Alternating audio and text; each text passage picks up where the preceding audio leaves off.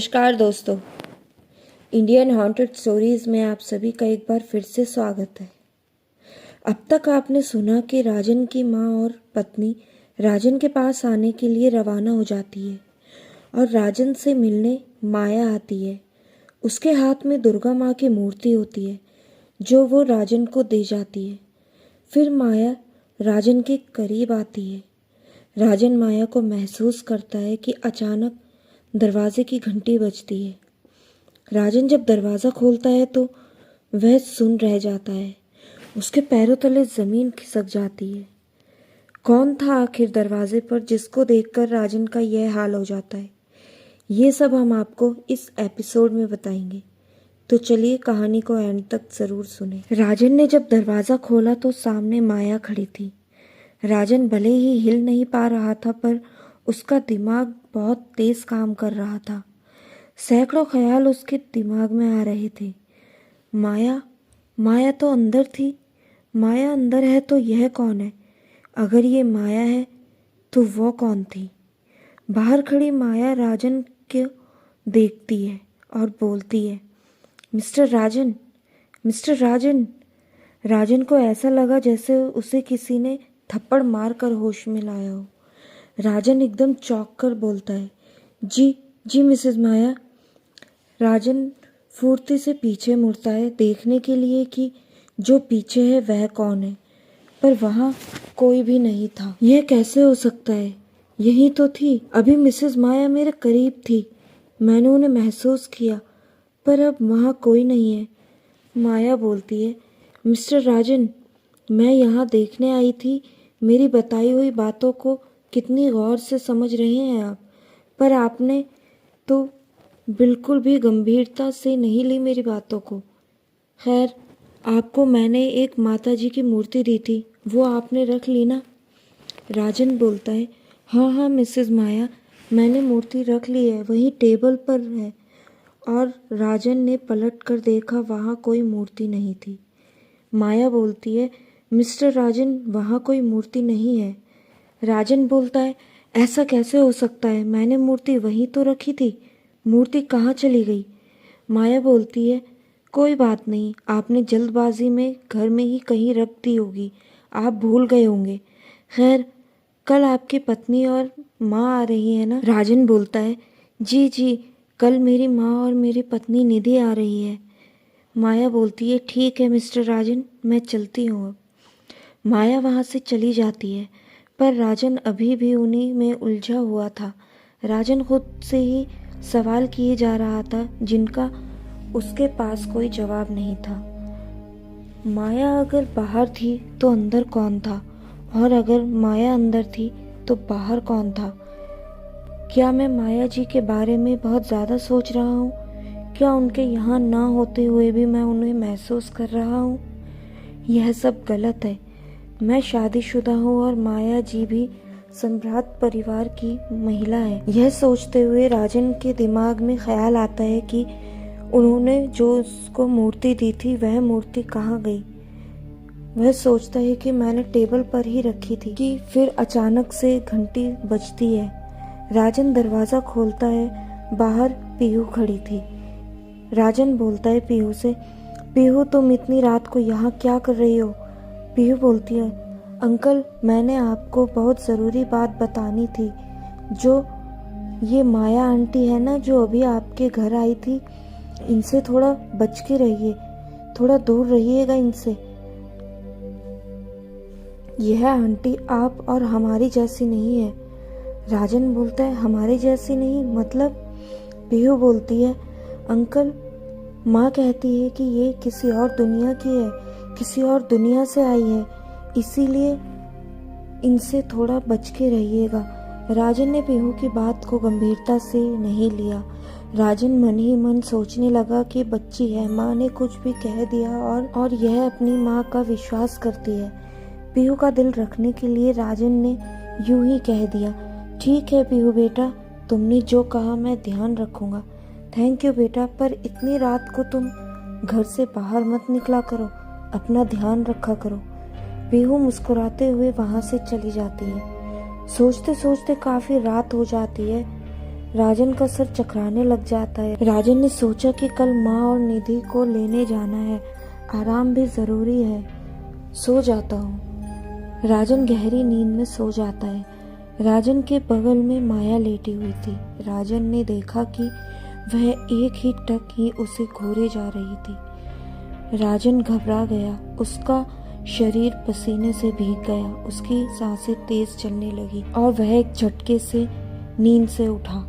राजन ने पसीना पोंछा। राजन उठकर किचन में गया और पानी लेकर बेड पर बैठकर पीने लगा। राजन राहत की सांस लेता है और बोलता है, थैंक गॉड सपना था, मैं तो घबरा ही गया। नींद राजन की आंखों से कोसों दूर थी।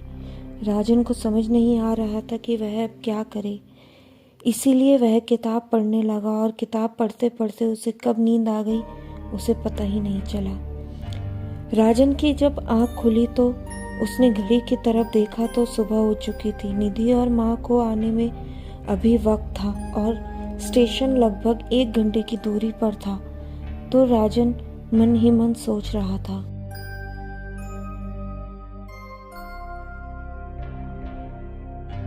फिर वह किचन में गया, अपने लिए कॉफी बनाई और निधि को फोन किया। राजन बोलता है, हेलो निधि, तुम लोग निकल चुके हो ना, कहाँ पहुँचे हो तुम लोग? निधि बोलती है, हम लोगों को पहुँचने में 2 घंटे लगेंगे। राजन बोलता है, अच्छा ठीक है, मैं भी बस तैयार होकर निकलता ही हूँ। निधि बोलती है, देखिए देर मत करिएगा, इंतजार न करना पड़े। राजन बोलता है, अरे नहीं यार, इतना इंतजार नहीं करना पड़ेगा, मैं समय से पहुंच जाऊंगा।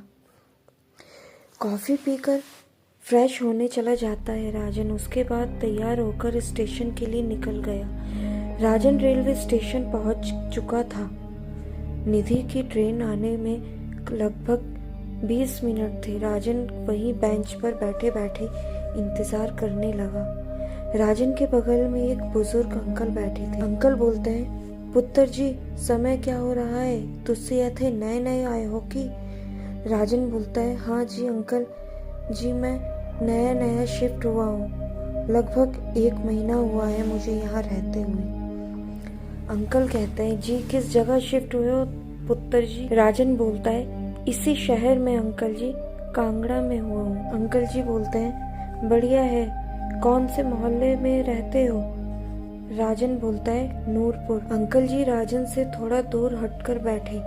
उन्होंने एक फीकी सी मुस्कुराहट दे दी। राजन को यह सब बहुत अजीब लगा। अंकल अभी तो मुझसे बात कर रहे थे, अभी अचानक ही वह दूर हटकर बैठ गई। इतने में ही निधि की ट्रेन भी वहां पहुंच गई। राजन ने इस बात को ज्यादा तवज्जो नहीं दी। निधि की ट्रेन आकर स्टेशन पर रुकी। निधि और राजेंद्र की माँ दोनों ट्रेन से उतर चुकी। राजन उनके पास जाता है और माँ के पैर छूता है, सामान को उठाता है और दोनों को चलने का इशारा करता है। वह लोग स्टेशन से बाहर आ जाते हैं और एक टैक्सी करते हैं। टैक्सी बुक करने के बाद वह लोग अपने घर की तरफ निकल पड़ते हैं। टैक्सी घर के गेट पर आकर रुकती है। तीनों लोग उतरते हैं। राजन टैक्सी वाले को पैसे देने के लिए अपनी दाहिनी जेब में हाथ डालता है और इधर माँ और निधि दोनों घर को बहुत ध्यान से देख रही है। चाबी निधि के हाथ में है। निधि आगे बढ़कर चाबी से दरवाजा खोलती है। दरवाजे को धक्का देती है कि अचानक लाइट चली जाती है। माँ बोलती है, अब यह क्या, यहाँ तो आते ही लाइट चली गई, बेटा जरा मोबाइल की लाइट ऑन कर। राजन टैक्सी वाले को पैसे देकर बाकी पैसे वापस लेकर माँ को जवाब देता है कि हाँ माँ अभी आया। राजन मोबाइल की टॉर्च ऑन करता है और तीनों लोग घर में अंदर जाते हैं। राजन मोमबत्ती लाकर जला देता है। राजन बोलता है, मोमबत्ती की हिलती हुई लौ को देखकर कहता है, आज कुछ ज्यादा ही हवा चल रही है। हवा से पर्दे भी उड़ रहे थे, पेड़ खेलते हुए दिखाई दे रहे थे। निधि बोलती है, यहाँ अक्सर लाइट चली जाती है क्या? राजन बोलता है, नहीं, आज दूसरी बार ही गई है, वैसे जाती है पर बहुत ज्यादा देर के लिए नहीं। राजन कुछ असहज महसूस कर रहा था। उसे हमेशा की तरह लग रहा था कि कोई उसे देख रहा है।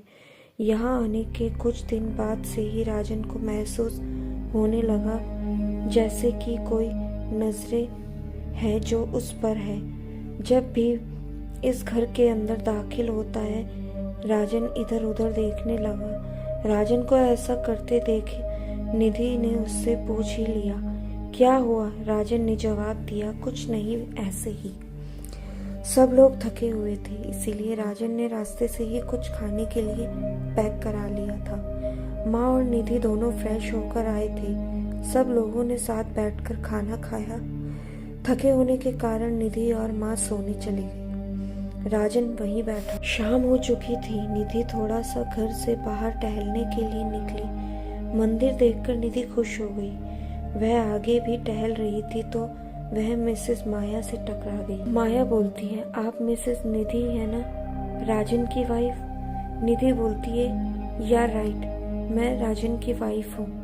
माया बोलती है, कैसी हैं आप? निधि बोलती है, मैं बिल्कुल ठीक। दोनों को बात करते हुए कुछ देर हो गई तो मिसेस माया बोलती है, मिसेस निधि, अब मुझे लगता है कि आपको घर चले जाना चाहिए। काफ़ी देर हो रही है और इस मोहल्ले में काफ़ी देर तक बाहर रहना खतरे से खाली नहीं है। निधि के चेहरे पर अजीब हाव भाव आ गए। उसने मिसेस माया से पूछा कि कैसा खतरा? माया ने कहा कि यह हिमाचल है, यहाँ पर जंगली जानवरों का खतरा रहता है, इसीलिए ज़्यादा देर तक रहना यहाँ खतरे से खाली नहीं। तो आप अंदर चली जाइए और कृपया करके रात को खिड़की से बाहर नहीं झांकिएगा। यहाँ पर कहा जाता है कि भटकती रूहें भी होती है, तो आप रात को ना खिड़की से बाहर देखिए, ना खिड़की खोलिए, ना ही दरवाज़ा खोलिएगा किसी के लिए भी। निधि ने मिसेस माया की बात को गंभीरता से लिया और हाँ में से हिला दिया। दोनों अपने घर चली जाती हैं। निधि जब घर पहुंची तो उसने अपनी सास को यह सारी बातें बताई। दोनों ने एक दूसरे को गंभीर भाव से देखकर कहा कि हमें मिसेस माया की बात को ध्यान में रखना होगा और रात को ना कोई खिड़की खोलेगा और ना ही कोई दरवाज़ा किसी के लिए भी। काफ़ी रात हो चुकी थी। सब लोग खाना खाने के बाद सोने चले गए थे। निधि मुस्कुराकर राजन के पास आई। उसे यही वक्त सही लगा यह बताने के लिए कि उनकी जिंदगी में कोई नन्हा मेहमान आने वाला है।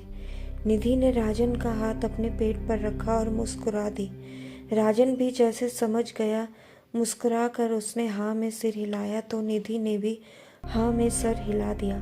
दोनों एक साथ मुस्कुराए और राजन ने निधि को गले लगा लिया। सब लोग गहरी नींद में थे कि अचानक निधि को महसूस हुआ कि राजन और निधि को कोई घूर रहा है। पर्दे के पीछे उसे दो आंखें दिखाई दी, दो लाल आंखें। एक चीख के साथ निधि की नींद टूट गई। निधि पसीने से भीगी हुई थी और उसके चेहरे पर डर साफ दिखाई दे रहा था। उसने राजन को बताया कि उसने सपने में क्या देखा। राजन ने निधि को संभाला और फिर से सुलाने की कोशिश की। आखिर किसकी थी वह लाल आंखें? राजन को क्यों हमेशा यह महसूस होता था कि उसके आसपास कोई है जिस पर नजर बनाए हुए है। यह हम आपको अगले एपिसोड में दिखाएंगे। अगला एपिसोड देखने के लिए हमारे चैनल को आप सब्सक्राइब ज़रूर करें और वीडियो आपको पसंद आए तो लाइक ज़रूर करें। शुभ रात्रि।